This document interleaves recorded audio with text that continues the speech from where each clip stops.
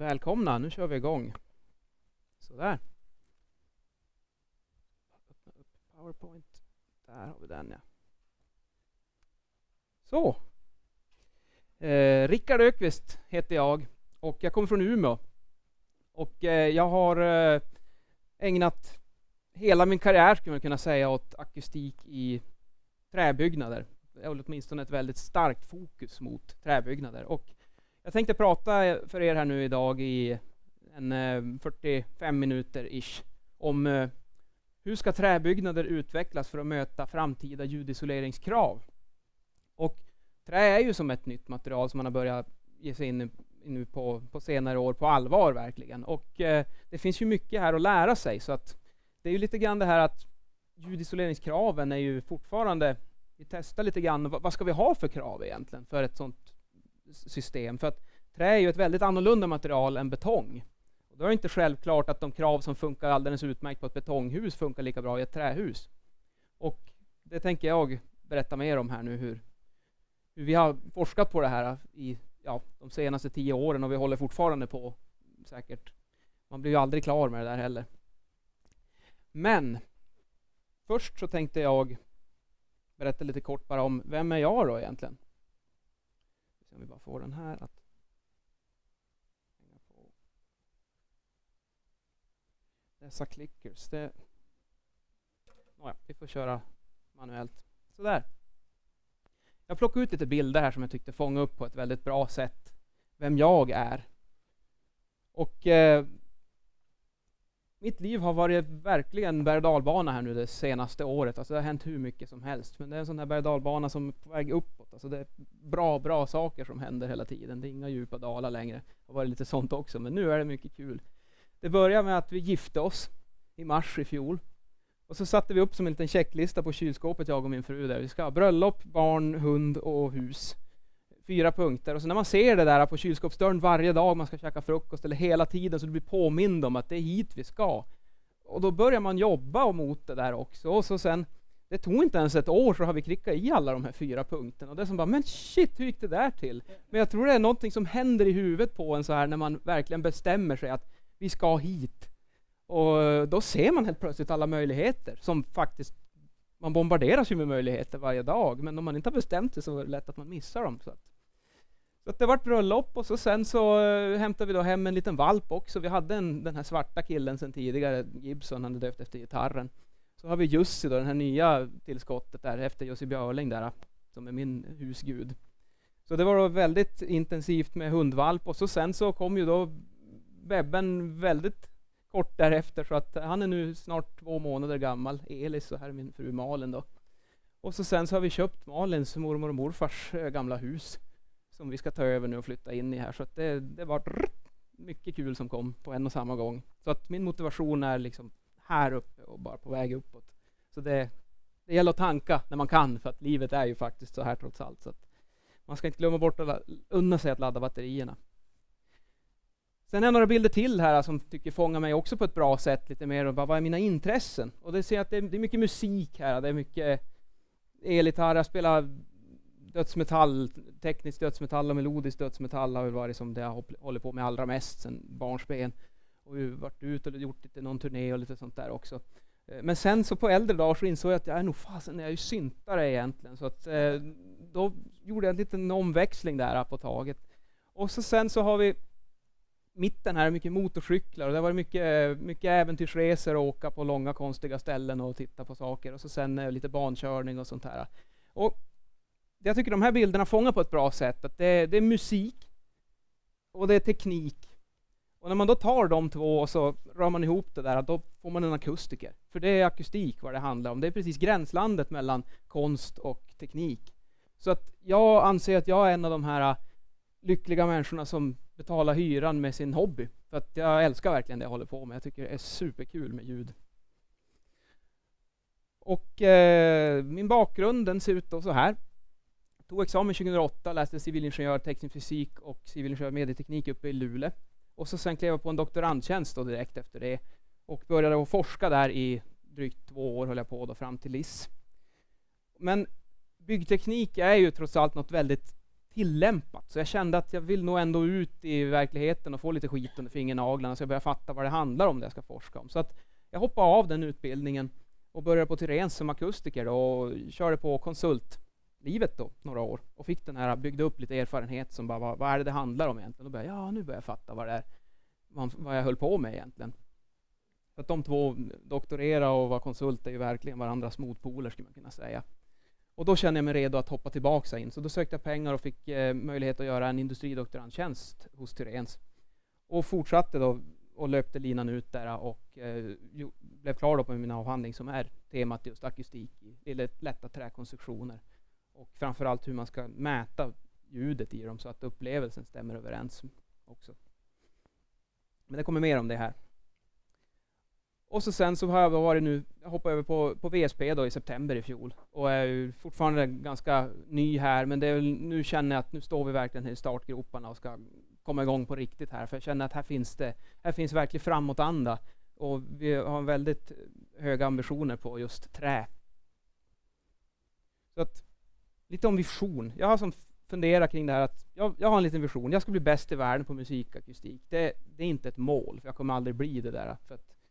Men jag vill jobba mot det här. Det är den här riktningen, det är min kompassnål. Så jag försöker tänka, okej, vad ska jag göra för att komma dit? Och VSP har ett uttalat mål att vi ska bli ledande teknisk konsult inom träbyggnad. Och då tycker jag att nu kanske ni tänker, men musikakustik och byggnadsakustik, hur hänger det där ihop? Men för mig så känns det ändå ganska naturligt att de här just hänger ihop. För musikakustik är ju som sagt de här upplevelseparametrarna och hur ska vi koppla det till tekniska konstruktioner. Så jag tycker de här två gifter sig väldigt bra med varandra. Så det här ska bli roliga år framöver nu att komma igång med det här på riktigt.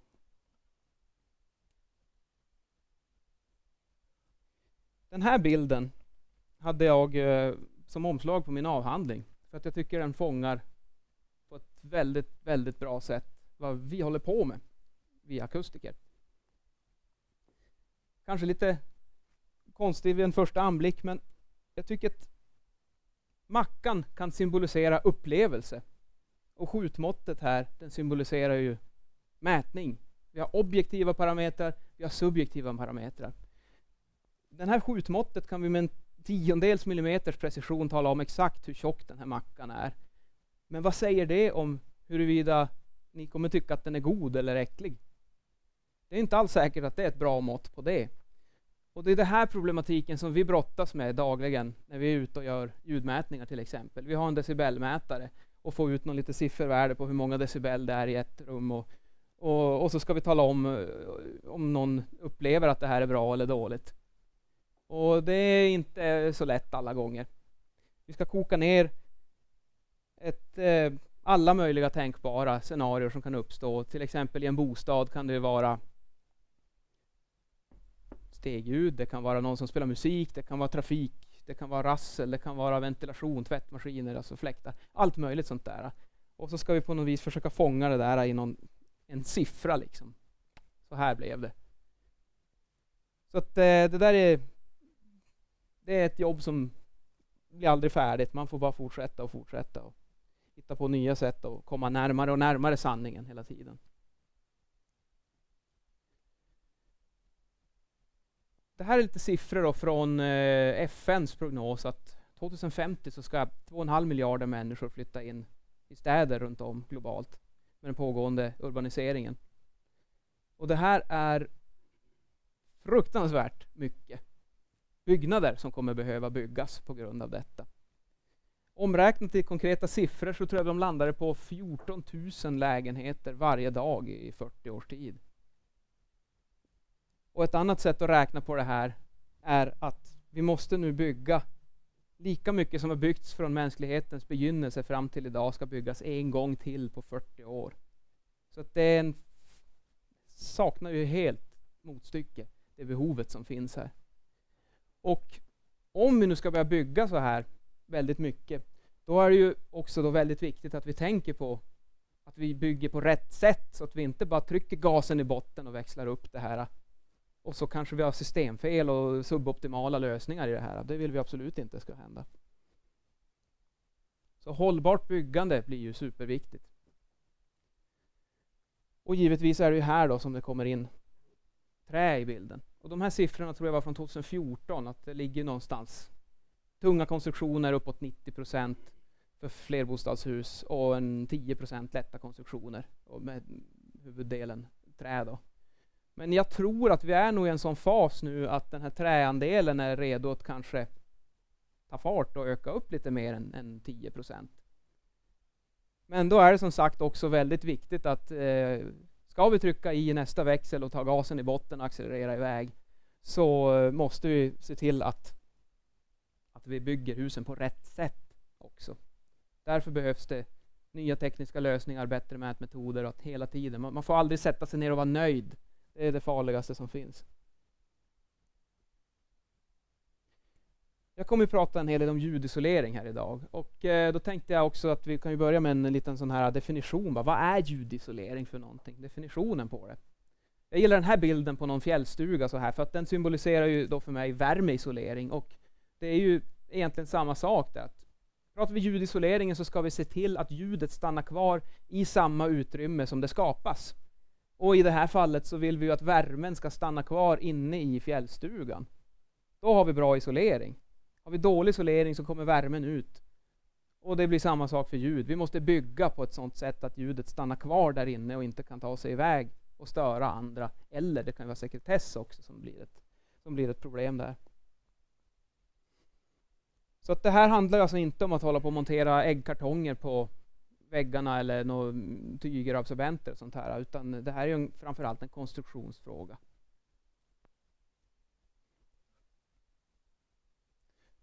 Och syftet med ljudisolering då, det finns då som jag nämnde kort där. Det ena är att undvika störning, alltså att ljud som lämnar rummet orsakar störningar i andra utrymmen.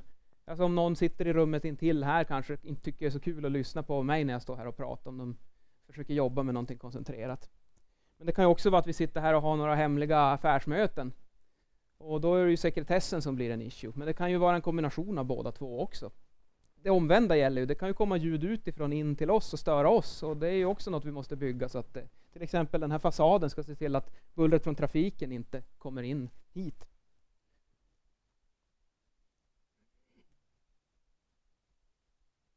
Och så sen så tänkte jag också ta upp det här med just ljuddämpning. För det är en grej som jag upplever att det råder lite oklarheter kring det här. Alltså vad menas egentligen med när jag pratar om ljuddämpning och ljudisolering? Men då tänkte jag att nu en gång för alla kan vi reda ut det här. Så att när jag säger ljuddämpning, då menar jag någonting som händer i samma rum som ljudkällan. Så att vi sätter upp akustik under tak, vi kan sätta upp väggabsorbenter och hänga tyger och golvmatta och sånt här. Då blir det som tystare i rummet. Men det här påverkar inte ljudisoleringen. Det är en konstruktionsfråga. Ljudisolering, det handlar om mellan olika rum. Så att om vi vill få fixa till ljudisoleringen så räcker det alltså inte med att sätta upp några absorbenter, utan då måste vi bygga om väggar och vi måste kanske göra om knutpunkter eller tjockare bjälklag och sånt här. Det är på den nivån man måste lösa det. Så det där är en viktig grej att känna till. Nu tänkte jag gå vidare här och prata om en utmaning skulle vi kunna kalla det för träindustrin. År 2015 så infördes det nya rekommendationer för högre ljudklasser i bostäder i svensk standard. Och det här är ett dokument av svensk standard 25267 som innehåller då, ska man kunna säga, plusmenyn för bostäder. Man har ljudklass A, B och C i Sverige, varav klass C motsvarar BBR-kraven. Och klass B är ju då typiskt en väsentligt bättre ljudstandard. Och sen finns även klass A, men den är ganska sällsynt. Så det är klass B som är den vanligast förekommande. Och de har alltså nu infört en rekommendation att de vill skärpa till kraven för ljudklass B i bostäder.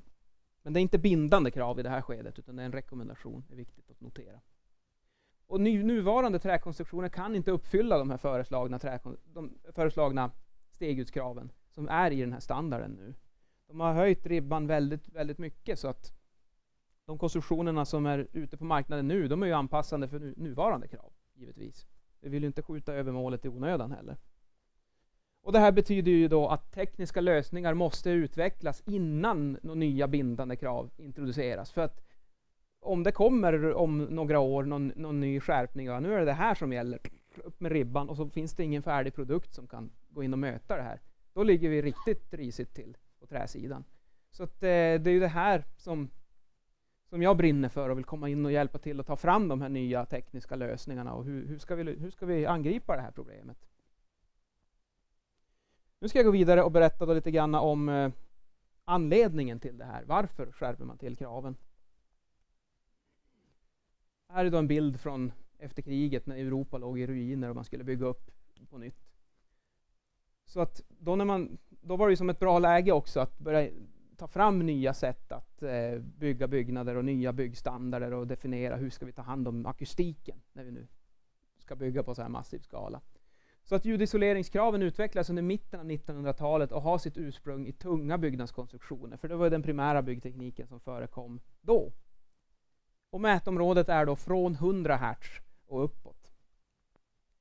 Och det här fungerar ju då bra, inga konstigheter, så länge man bygger med just den här typen av konstruktion.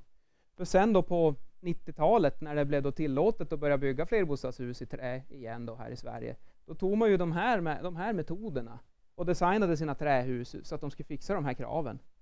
Men trä är ju ett helt annat material med helt andra egenskaper, så det blev ju inte alls bra det där. Så att det blev ytterligare justeringar där då som ändrade kraven 1999 tror jag det var. Så där Sverige då sänkte att man skulle titta ner till 50 Hz istället för 100. För att då fångar man upp på ett betydligt bättre sätt akustiken i ett träbjälklag.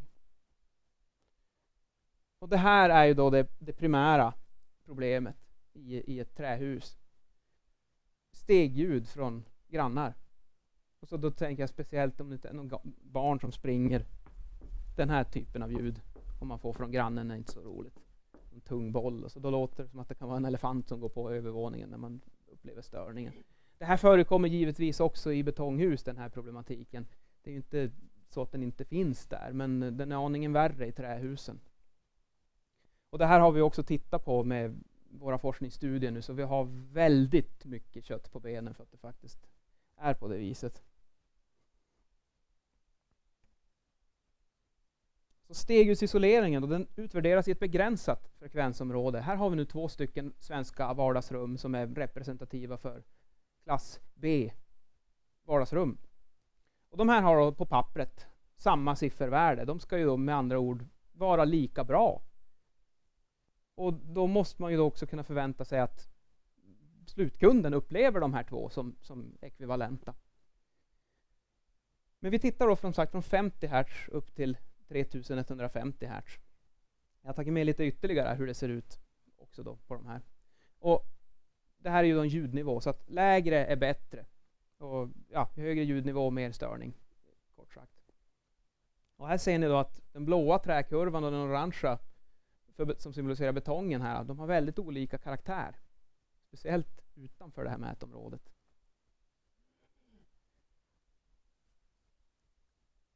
Så det är väl det här som vi har identifierat, att när vi har LNTV50 kan jag tillägga, det är alltså den mätparameter som finns nu i BBR och i svensk standard. Det är den man tittar på. Och har man då samma decibelvärde i de här 2 byggnaderna, då ska ju då följaktligen slutkunden vara lika nöjd också. Det är det man ska kunna förvänta sig. Vi vill ha en utvärdering av stegljusisolering som bör vara neutral mot konstruktionssystemet. Uppfyller du kravet så ska du kunna bygga i betong eller stål eller trä eller 3D-printat eller vad du vill.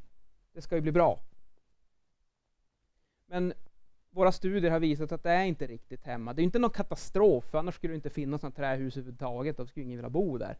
Men det tenderar att vara en högre grad missnöje med stegljusisolering i trästommar än vad det är i motsvarande betonghus. Och flerfamiljshus också. När man pratar om enfamiljshus då har man ju inga sådana här stegljuskrav, utan där får man ju faktiskt tolerera sina egna familjemedlemmar. Så att vi kanske måste utöka frekvensområdet för att fånga upp den här lilla slatten här nere, där det finns då mycket ljudenergi från fotsteg och dunsar och hopp, alltså den här typiska. Här var ett bra bjälklag att demonstrera på. Nu överdriver jag ju verkligen, men det är här nere som den far. Och det tittar vi ju inte på idag när vi projekterar. För att kraven föreskriver inte att vi behöver göra det, men det är kanske det vi måste ta och göra också. Och vi har då kollat på att öka ända ner till 20 Hz och se om vi kan få en bättre överensstämmelse här mellan de här upplevelsen och mätningen.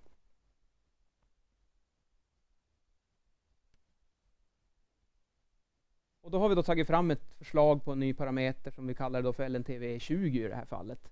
Att, ja, det är egentligen likvärdig som den gamla fast man ökar på frekvensomfånget. Och då, om vi då får samma decibelvärde så ska vi då också erhålla den här teknikneutrala utvärderingen så att slutkunden är lika nöjd oavsett stommaterial. Så vi har en metod nu som fungerar bättre. Och den skulle vi också vilja börja tillämpa och använda i skarpt läge nu när vi är ute och mäter och projar och kollar och ser vad kan vi göra då för att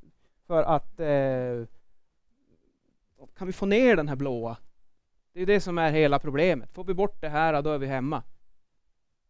Vi vet exakt var problemet ligger, men vi vet inte exakt hur vi ska angripa det än. Men vi jobbar på det varje dag.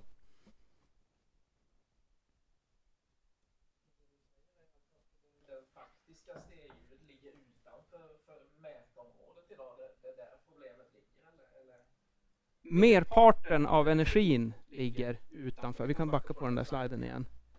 Vi har ju energi i hela spektrumet. Det har vi ju. Men det dominerar här nere. Det vi hör när man får de här riktigt låga mullrande ljuden. Det är neråt 20, 30, 40 hertz där nere.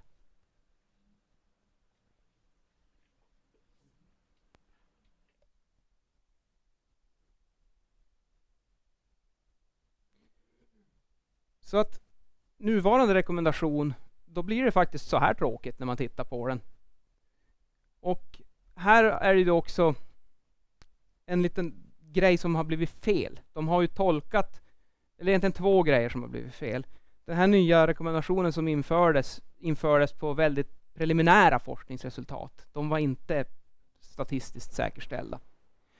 Och sen så blev det fel. De har inte tagit den metoden exakt så som vi skrev att den skulle vara. Vilket resulterade till en hävstångseffekt så att det blev ännu hårdare. Så att ribban höjdes upp ytterligare kanske 6 decibel än vad den borde vara. Och det har då alltså att vi ligger liksom 20 decibel från kravet idag. Och då pratar vi en 1,5 meter tjocka bjälklag. Alltså sånt går inte att bygga. Det är inte rimligt. Så att jag tror ju inte att det här är slutdestinationen. Det är inte hit vi ska, utan klart vi ska få blå färg på båda två. Och då tänker jag mig som hur ska vi gå vidare här då? Hur ska träbyggnader utvecklas för att möta framtida ljudisoleringskrav? Och då är ju det första steget här är ju då att vi måste utveckla en pålitlig mätmetod. För att det finns ju inga ISO-standarder, det finns inga färdiga verifierade sätt att mäta de här utökade frekvenserna på. Bara det är ju ett helt forskningsprojekt att ta reda på. Hur gör vi det så att det blir statistiskt säkert så att de olika konsulter åker ut så ska de ju få samma svar. Det vi har gjort i det här läget att vi har ju tagit befintlig metod och så bara tittat lite längre. Men vi vet ju inte om den metoden är giltig där nere. Det måste ju verifieras. Och det är ju det här som kan bli dilemmat som när man är en forskare då. Alltså, men, ja, vi kanske skulle ha tagit fram en mätmetod först och lagt en massa år på det. Men då kanske det hade visat sig att nej, det var ingen skillnad. Det var ingen idé. Så att vi ändå valt det där. Att nu kör vi på det här och får se om vi kan få tydliga, starka indikationer på att det faktiskt finns någonting där. Och det gör det. Vi ser ju, alltså skillnaden är så stor så att det är helt klart motiverat att gå vidare.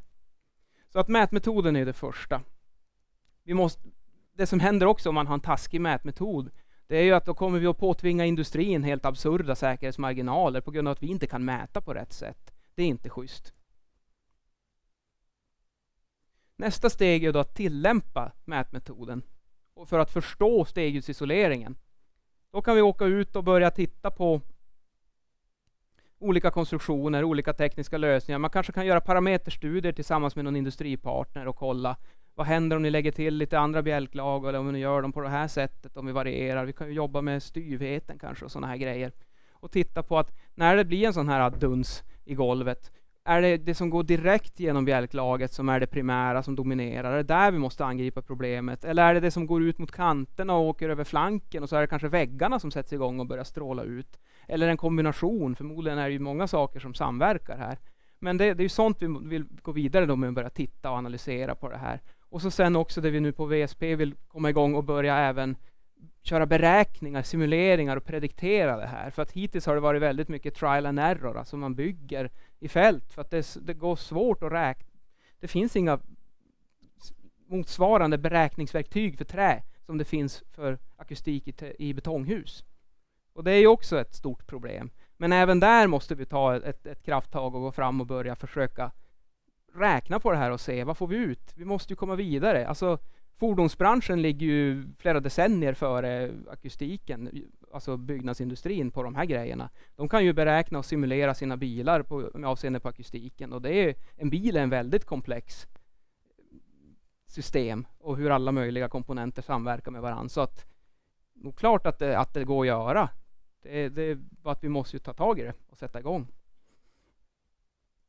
Och sen blir då det tredje steget givetvis då att gå vidare och i skarpt läge utveckla nya tekniska lösningar. Det här är väl egentligen en önskedrömmen. Det är så här jag skulle vilja lägga upp det så att man skulle få stabilt och pålitligt. För att det är ju den där punkt 3 som är det brinnande. Vi måste ju komma vidare och lösa det här.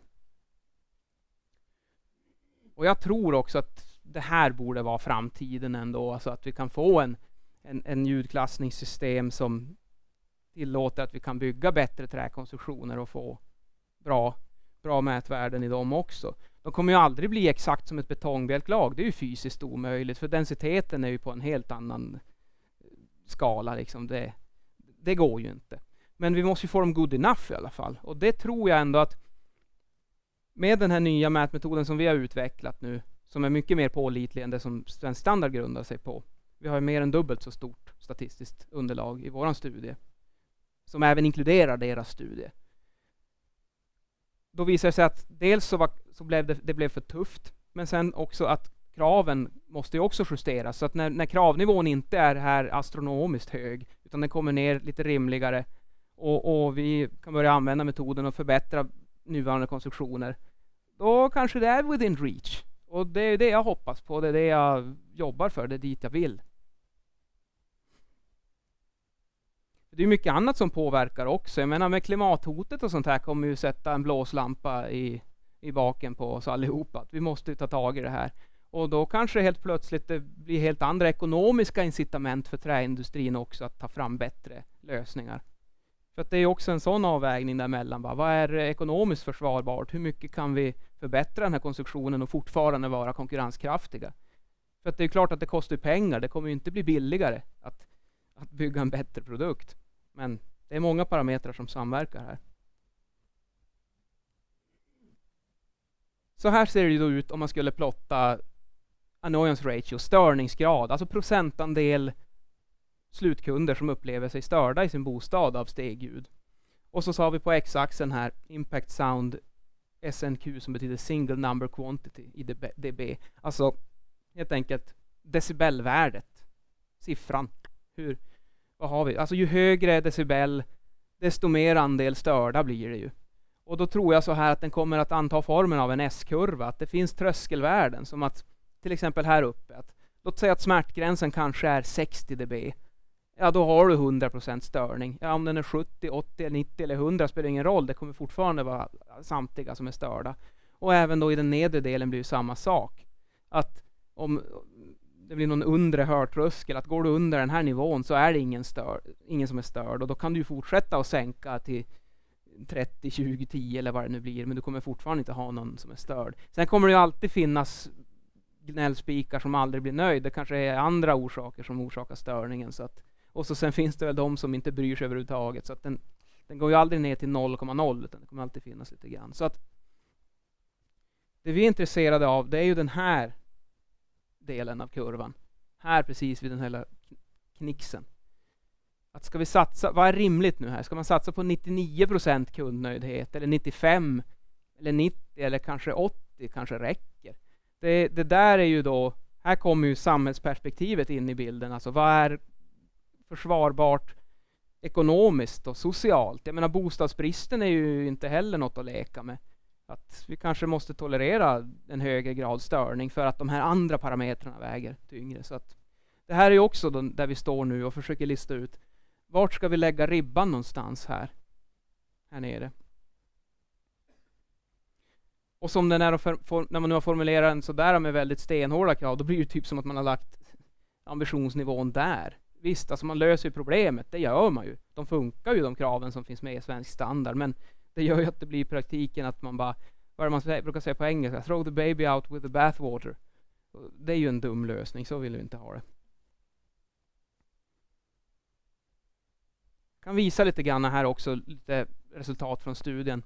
Det här är då lite färgglada prickar som avser då störningsrating. Alltså hur folk har fått en enkät hemskickad som är framtagen med beteendevetare och psykologer och alla möjliga experter på EU-nivå så att den ska funka internationellt. Och så får de då bedöma då alla möjliga parametrar. Men i det här fallet har jag bara plockat ut och tittat på stegljudet då. Och så får de ratea från 0 till 10 hur störd de är. Och så blir det som ett medelvärde då för ett byggprojekt. Att då har vi massa olika. Vi har försökt fånga upp lätta konstruktioner, traditionell lättbyggnad med skimaterial, CLT, korslaminerat trä och tunga betongkonstruktioner. Och dela in dem i 3 huvudsakliga grupper som lätta, semilätta kan man väl kalla, massiv trä kanske. Och så tunga konstruktioner som är färgkodade där. Och så har vi tagit då de enkätsvaren från respektive objekt och tagit ut en medelstörning på dem där. Och så sen har vi också gjort då utförliga fältmätningar i de här objekten och tittat på alla möjliga nya parametrar. Så vi har hur mycket data som helst. Och med hjälp av den där datan och de här rankade upplevelserna försöker vi knyta ihop det här och få ut en ny modell för att förklara det här. Så att i den bästa av världar ska det bli, punkterna ska lägga sig på en linje så här rakt och fint, att ju högre decibellen blir, desto fler andel störda blir det. Och här ser det mest ut som en hagelsvärm i den här första. Och det här är internationell standard från 100 Hz. Det är den här som jag visar med andra världskriget-bilden. Det är den man använder. Och det blir ju inte direkt en rät linje, det kan man inte påstå. Vi har också det här R-kvadrat som är som förklaringsgrad.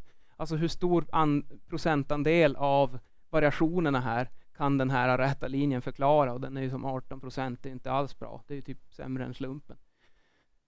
Här har vi då från 50 Hz. Det här är nuvarande krav, svenska krav.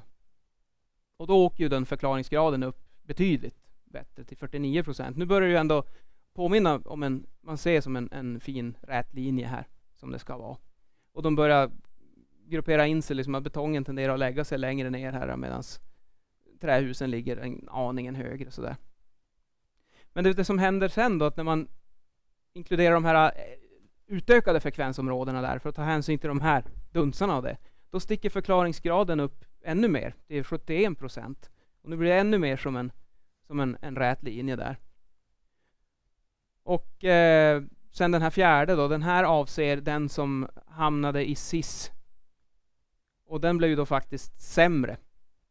För att det här är nu mätningar som är baserade på våran stora omfattande studie som tar hänsyn till allt.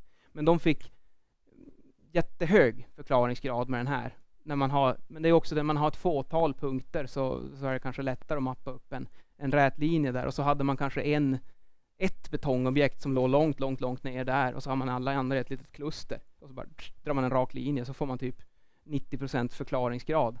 Men det är ju inte riktigt relevant, för om den där uteliggaren bara förändras lite grann så skevar det om hela linjen. Och så blir det en helt annan modell. Så att det är därför det är viktigt att man måste ta med många konstruktioner och många olika system. Så att det blir ett medelvärdesbilda bort allting sånt där. Och det här är den vi då till slut landar på. Och det här nu är mina personliga åsikter hur jag tycker att det här ska hanteras. Vi har en uteliggare här det var något äldre boende. De hade väldigt låg störningsgrad, förmodligen för att de lever ganska lugna och stillsamma liv och stör inte sina grannar så mycket. Så att, och ändå hade de ett förhållandevis högt decibelvärde. Så att om vi fimpar den och tittar då mer på de här som var mer representativa datapunkter. Så nu har vi en riktigt fin rak rät linje och kommer upp mot 85% förklaringsgrad här. Och då har vi tittat från 25 Hz, så jag har inte utökat hela vägen ner. Jag vill utöka den så lite som möjligt, just på grund av den här mätproblematiken. För att varje förflyttning neråt vi gör i frekvens där gör att det blir betydligt svårare och krångligare att mäta det här i fält. Så att vi ska inte göra det krångligare än vad vi behöver. Och det här bedömde jag var den bästa kompromissen. Att titta från 25 Hz. Så att mitt jobb är ju då att, som forskare då, att ta reda på ett sätt att ett bättre skjutmått helt enkelt. Så att vi kan mäta det där skjutmåttet och tala om huruvida mackan är god eller ej. Sen vad det får för konsekvenser för träbranschen, det måste jag ju strunta i som forskare. Utan uppgiften är ju bara att ta fram ett bra verktyg så vi kan mäta. För då kan vi gå vidare med det här då och titta på hållbarhetsfrågan. Alltså social hållbarhet, ekologisk hållbarhet och ekonomisk hållbarhet. Och vi måste försöka, när vi har ett sånt där bra skjutmått och ett bra verktyg och en bra mätmetod för stegsisolering, då först kan vi börja fatta informerade, kloka beslut och sätta rimliga kravnivåer och börja fundera kring det där. Ja, ska vi tolerera högre störningsgrad för att de här kanske väger tyngre? Och så att vi rör oss hela tiden i den riktningen mot det där.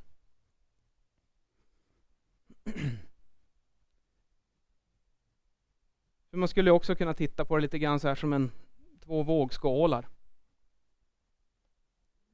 Om vi lägger klimatet och bostadsbristen i den ena vågskålen och så har vi stegutstörningar som då i förlängningen handlar det om folkhälsa. Det kanske blir fler stressrelaterade hjärtinfarkter och sånt där på grund av att man inte får vila upp sig ordentligt hemma med störningar och sånt där. Min fru jobbar som konstruktör och där brukar jag säga så här som att om hon skulle räkna fel i jobbet så dör ju folk, för då rasar allting ihop på någon. Om jag gör fel i jobbet så dör folk också. Det är bara att det tar några decennier. Längre tid innan det blir så här, störningarna ackumuleras under väldigt lång tid. Så att man ser det inte direkt. Så att det är ju svåra puckar att dribbla med. Och nu är vi nästan i mål här och det här blir sista sliden då. Hur går vi framåt nu? Jag ser de två huvudsakliga aktörerna här nu är ju då akademin och industrin. Och för akademin är ju nu det viktiga här att ta reda på vilka stegudskrav är mest adekvata att användas. Alltså vad är rimligt? Vilken andel störning ska vi satsa på? Hur ska kraven formuleras? Hur ska vi mäta dem? Allting sånt där. Men för industrin så är det mer intressant med den här frågan då. Hur ska bostäder konstrueras för att möta dessa stegudskrav? Och jag tänker ju så här att vi kan inte sitta och vänta på akademin att de ska bli klar med sin forskning nu, vet du hur många år det kan ta. Och så sen går vi och försöker bemöta den där. Det håller ju inte. Vi måste ju ta tag i den här redan nu. Det är en punkt till där, kultur. Alltså hur lever man tolerans, eller hur tar man hänsyn till grannar och alltså hur man lever för att anpassa sig till eventuella. Förr så hade man ju de här stegljuden i alla träbyggnader i alla gamla hus. Mm. Jo, det är absolut relevant. Och jag skulle säga att det skulle kunna kasta in det i den där facket. Det handlar ju om vad är adekvat, vad är rimligt, vad är vettigt att ta. Och då måste man ju ta allt det där i beaktande också. För det är ju som sagt kraven. Vart sätter vi ribban? Min forskning hittills har ju inte handlat om kraven. Den har inte handlat om var ska ribban vara, utan jag har ju försökt ta reda på hur ska vi mäta så att upplevelsen fångas på ett vettigt och bra sätt. Man fick inte spola efter klockan 10. Man fick liksom, alltså, det var sådana regler som man levde. Ja, det kanske finns andra angreppssätt på det här att lösa problemet. Man kanske kan tänka lite utanför lådan. Som, hur kan man, alltså en sån sak skulle kunna vara att planlösningar. Du kan ju styra trafiken i en byggnad beroende på hur planlösningen ser ut. Och då kanske man kan undvika de här svagaste punkterna där det dunsar väldigt mycket. Ja, det var ju stor skillnad här till exempel. Ja, men då kanske en arkitekt kan hjälpa till och se till att det inte hamnar en högtrafikerad plats just på en sån här svag punkt i bjälklaget och sådana saker.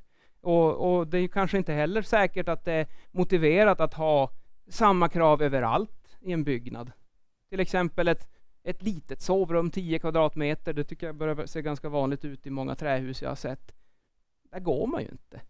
Det är ju så litet så du hinner ta ett steg så är du ute ur rummet. Och då är det kanske inte rimligt att ha superhårda krav just där heller. Och sådana grejer kan man ju börja fundera på. Men vi är inte där än. Nej, men som sagt, för industrin här är ju nu att hur ska bostäderna konstrueras för att möta dessa stegutkrav? Och det är ju något vi måste ta tag i nu. Vi kan inte sitta och vänta. Vi måste börja ta fram nya lösningar nu så att vi är redo den dagen som det kanske kommer nya krav. Eller kanske, jag tror att det kommer, för att vi har ju trots allt en metod här nu som fungerar bevisligen bättre än den gamla metoden. Och då är det ganska svårt att argumentera varför ska vi då inte använda den här eftersom den funkar bättre. Så att vi vet inte riktigt vad vi ska sikta på, men vi vet att vi måste ta tag i det här och det är som att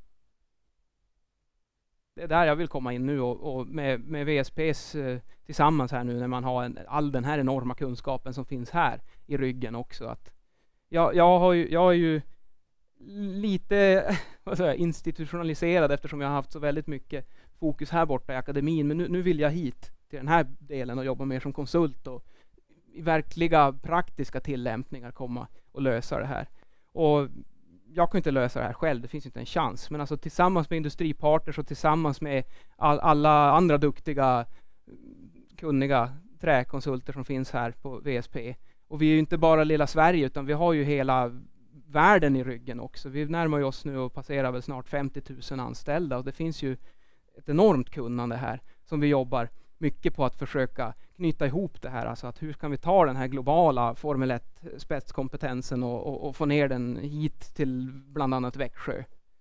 Och jag tänker, och då är som ett steg i det ledet för mig är ju att jag börjar livesända och streama sånt här och sen på sikt kanske jag börjar köra såna här grejer på engelska. Vi kan få igång bättre arbetssätt för jag tror att att hålla möten lite mer på det här viset till exempel är också ett bra sätt att knyta ihop världen lite grann så att vi kan dra nytta av all den här kompetensen. Och med det så känner jag mig rätt nöjd så att då kan vi väl ta lite frågor och diskutera lite grann här nu sen och se vad ni tänker om det här. Tack för mig.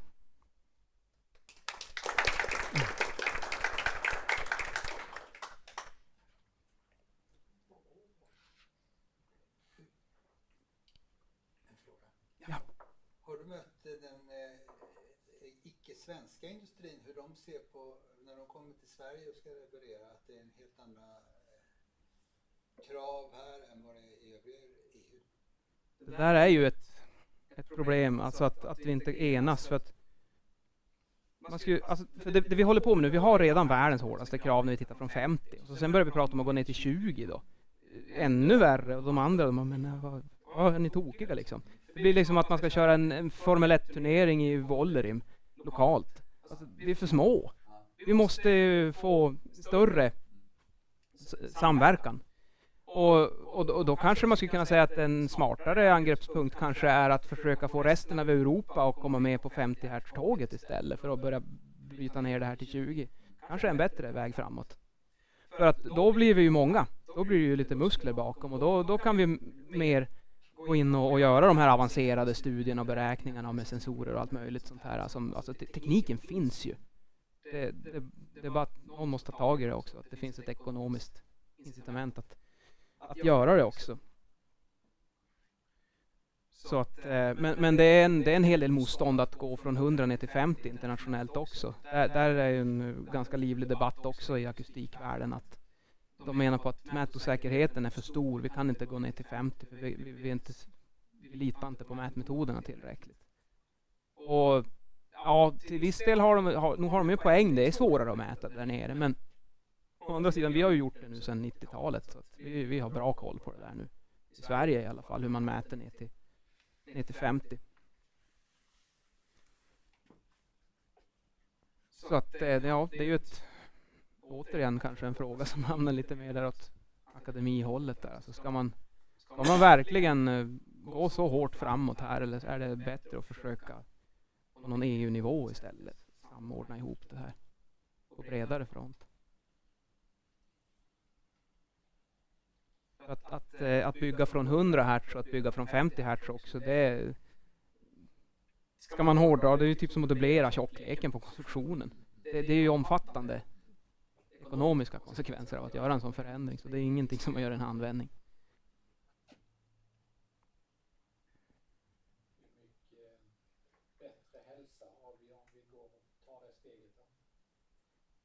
Ja, det är ju också en väldigt viktig fråga. Ja. Hur mycket bättre? Men Jag tycker det är en relevant fråga i sammanhanget. Alltså att vi sätter krav, men har vi någon form av liksom där vi kan börja prata om att sätter vi de här kraven så också någonting som förändras med tiden. Men en annan aspekt med det där också som jag kommer igång i huvudet på mig är ju det här som att medvetandet, alltså förväntningen. Man förväntar sig att nu ska det här, för vi bygger trähusen och de ser ut precis som husen alltid har gjort. De ser ut som ett betonghus. Ibland när jag frågar folk, jag borde i ett trähus? Jag vet inte, säger de. Och det kanske inte är någon bra idé. Det är bättre alltså att jag bor i ett trähus, då får jag de här vinsterna. Då kan jag tolerera att det är lite sämre på de här parametrarna istället.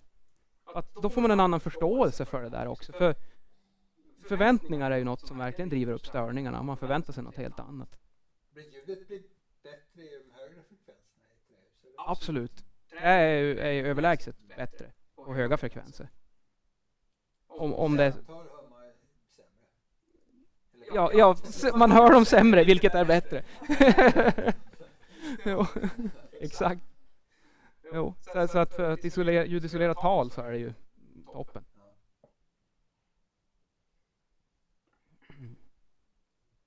Och även alltså om man kör, nu är inte en sån aspekt kanske som är så vanlig här i Sverige, men när man har liksom skor på sig och går på ett betongväglag, då låter det ganska mycket. Där under blir det klickiga ljudet, medan vid ett trähus blir det betydligt bättre. Men nu går man inte med skor i Sverige inomhus hemma, mig vetligen.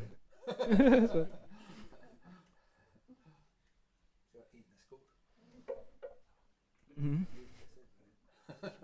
Om man ska ha skor för att bemöta det här 20 Hz, då blir det väldigt tjocka, mjuka tofflor så som bara, det skulle kunna vara en lösning, men inte den bästa. Nej. Det är det som är knepiga, för att höga frekvenser är ju i regel ganska lätta att åtgärda, eftersom att våglängderna är korta och små ljud. Så att små ljud behöver små hinder för att stoppas. Tänk en våg som kommer på vattnet. Är en liten våg så behöver du ingen stort hinder för att få stoppa den. Men kommer en tsunami som är 3 meter hög så måste du ha en väldigt hög vall för att möta den. Och våglängden på till exempel 34 Hz blir ju 10 meters våglängd. Så det är ju väldigt långa dimensioner det handlar om. Vilket gör att det tenderar att tjocklekar och massa, allt skalar ju upp ganska mycket. Det är bara att titta på en symfoniorkester till exempel. Man har violinerna på ena sidan och så allt fiol och cello och kontrabas. Det är ju typ samma instrument, men det bara växer och växer och blir större och större ju lägre ner i frekvens det ska spela.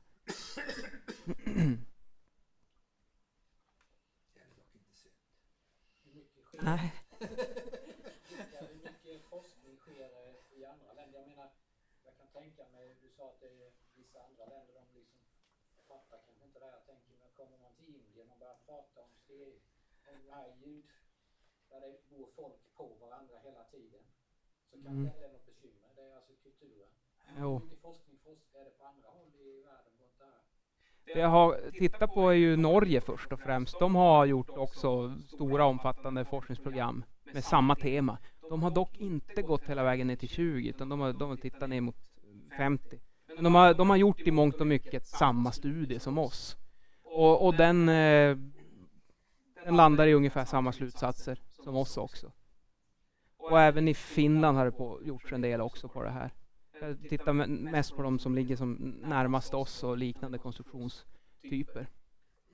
Men en annan som hänger ihop med det där är ju då alltså att anledningen till att man kanske inte har det här medvetandet internationellt är ju att bygger man inga trähus så kommer du aldrig bli medveten om problematiken heller. Har du 99,9% betong och 0,1% trähus, då är det här en icke-fråga. Men problematiken finns ju där, även om det är en väldigt liten andel. Men det är ju först när andelen trähus växer som medvetandet kommer också. Och vi har mycket skog här i Sverige och vi har byggt mycket trähus. Följaktligen har vi blivit väldigt medvetna om det här också. Men det är väl inte alls lika mycket trähus internationellt, jag har förstått. Om man jämför med våra mått. Inte träbjörklag heller? Nej, inte lika. Vi är väl rätt så duktiga på det där. Ja, jag har inte tittat på äldre hus, utan vi har haft fokus som nutid och framåt. De här prickarna jag visar upp här och de här studien här, det är nyproducerat. Det är ny teknik, det är inte gamla hus. Det är väl därför också som att när vi tittar på att det blev som bara en rak linje, för vi tittar bara på en liten del av den här kurvan. Alltså, men skulle man fånga upp alla gamla hus och allt sånt här, då kanske vi skulle kunna få fram en sån här S-form också. Men vi kände inte att det är motiverat att lägga en massa resurser på att ta fram den. Det är bättre att lägga energin där, på den där lilla delen, för det är den som spelar roll. Hur ser det ut idag inom industrin eller kanske inom forskningen också? Är man liksom nöjd att man klarar 50 trots att kanske de boende inte riktigt är nöjda med ljudnivån så att säga? Eller är man bara nöjd och klarar liksom kravet? Jobbas det på en bättre lösning? Jag upplever ju att det förekommer att träindustrin ofta på eget initiativ väljer att sikta på ljudklass B istället för klass C för att få en acceptabel nöjdhet. Medan ett betongbjälklag kanske hade räckt med ljudklass C för att få motsvarande prestanda upplevelsemässigt på stegljudet. För att bygger man ett träbjälklag i ljudklass C, alltså det blir inte så häftigt. Jag skulle nog inte vilja bo i en sån. Jag vill nog ha åtminstone klass B på en sån för att det ska bli tillräckligt. Och det är ju osmidigt. Vi kan ju inte ha olika måttstockar. Det är bättre att hitta en gemensam måttstock där, så att man vet vad man får. Det är som om jag ska köpa bil och så kryssar jag i backkamera på tillvalslistan. Då förväntar jag mig att jag har en display i skärmen och att jag har en kamera som visar någonting. Och inte att det är någon annan värdelös kasslösning. Man vill veta vad man får. Ja, men precis. Ja, det hade det kunnat vara. Det var en annan ticker utan displayen.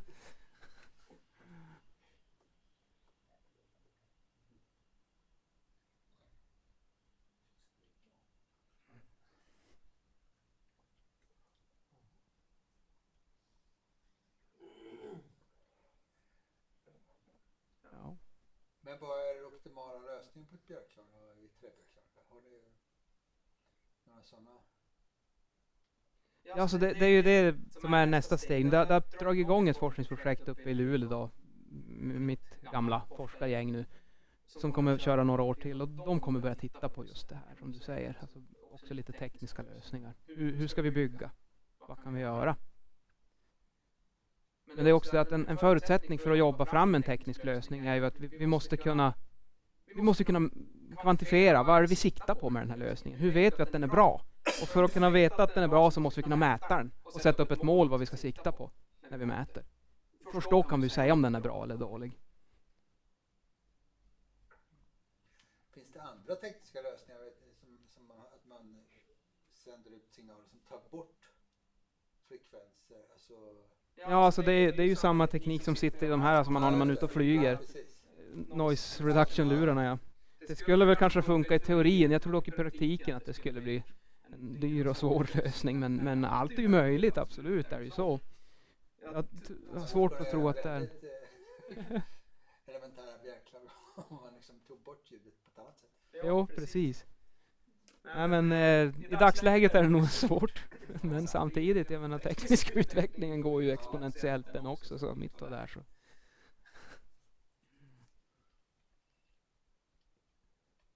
Men det är väl en sån där grej som jag tänker just på tal om exponentiell utveckling. Alltså att egentligen skulle man haft en sån här väg framåt in i framtiden som går så här. För att det är typ så alla kurvor ser ut. Alltså man tittar på AI, digitalisering, automatisering och allt sånt där. Alltså det går så jädrans fort nu. Alltså världen förändras ju och den förändras ännu snabbare. Det betyder att om vi ska ha en chans att kunna göra affärer och finnas kvar överhuvudtaget, så måste vi förändras också. Det är bara de aktörer som har en kapacitet och förmåga att förändras som har en chans nu. Kan man inte förändra sig och stå kvar i sina gamla affärsmodeller, så det är ju hopplöst. Och där är väl en grej då som är kul med trä. Att vara och jobba med trä är ju just att jobba med förändring. För att det har ju varit förbjudet i över 100 år. Alltså det finns ju jättemycket vi måste lära oss. Vi måste anpassa. Vi går in där med våra gamla kunskaper och erfarenheter. Och så visar det sig att nej, men det funkar inte. Vi måste göra lite annorlunda. Vi måste tänka nytt här och nytt. Så det är ju lärande. Det är förändring. Det är precis det man gör när man bygger trä. Det är tycker jag, en bra poäng också att ta med sig. Att inte bara köra det här miljökortet som visserligen också är bra. Men alltså just anpassning, förändring. Det är ju future ready, det är ju VSPs nya ledord också. Att vara med och leda den här förändringen också. Och det är därför också som i mitt fall till exempel, att jag alltid sett till att ha en fot i det här lägret, även om jag jobbar som konsult.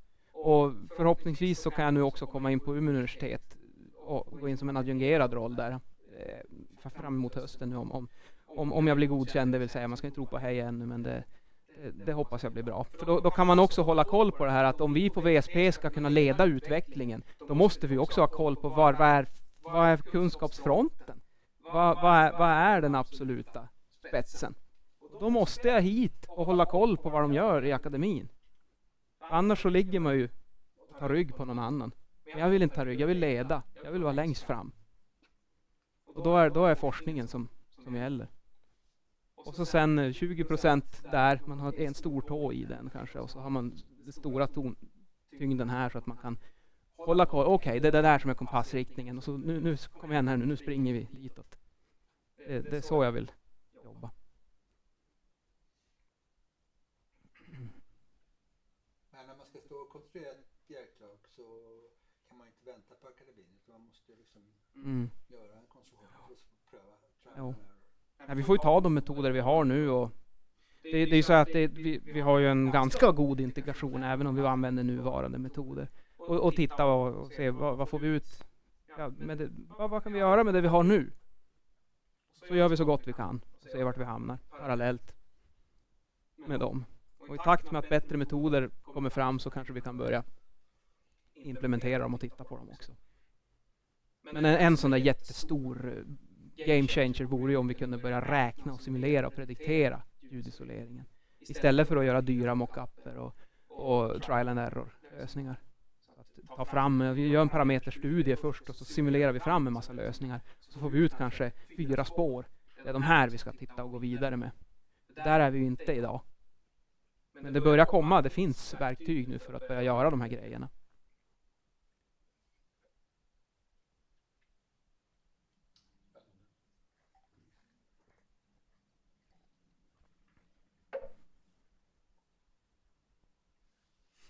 Ja, klockan är 16 så jag tror vi har tajmat in det här ganska ypperligt. Tack. Jätteroligt att komma hit.